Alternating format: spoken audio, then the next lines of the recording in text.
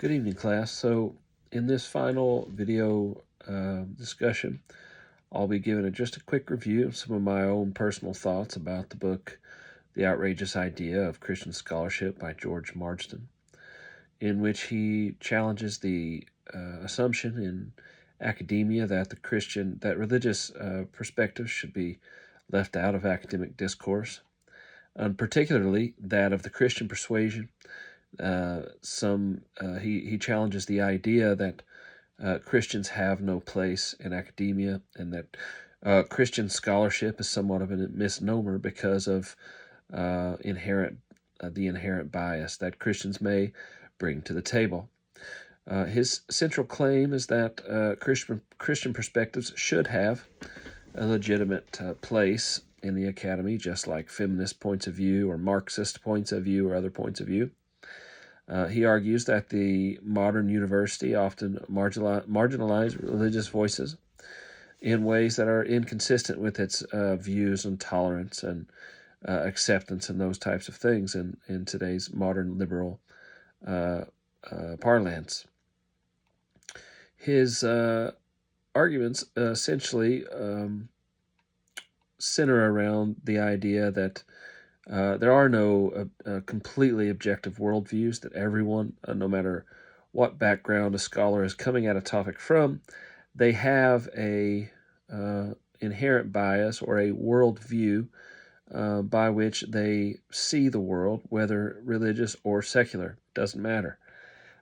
So, in other words, pretending that secularism, and I think this is probably the most important point, or one of the most important points that Marsden makes in his entire work, is that pretending that secularism is neutral is completely misleading and dishonest. And if universities are truly open to the diversity of perspectives, then they should be open also to Christian ones. Now, some of the ways in which he says that Christian scholarship is not a misnomer, or is not something that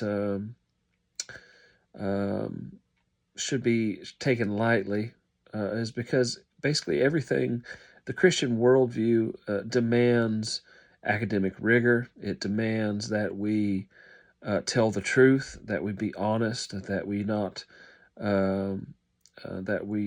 not try not to bear false witness, to be intentionally misleading or anything like this. So one of his stronger arguments is that Christian scholarship, especially in a field like history, has the potential to be much more objective and much more honest than maybe that of a secular point of view or a humanistic point of view.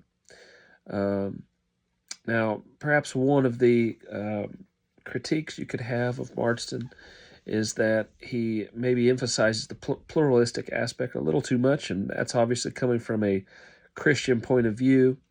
You know, he seems to think, well, if Christians can just get a seat at the table, then everything would be okay.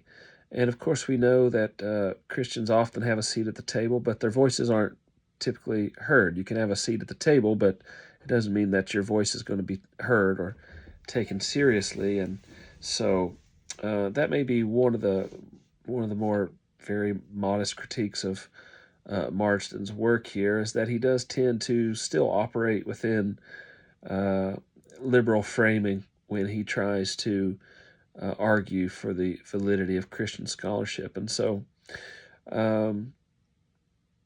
yeah, that's about it. I really enjoyed this book. It was really encouraging as a prospective Christian academic to know that there are some really high-speed, really good academics out there who are from a Christian, even evangelical Christian background. So overall, enjoyed this book, and would like to read some of his other books maybe sometime soon. And wish you all well. Thank you.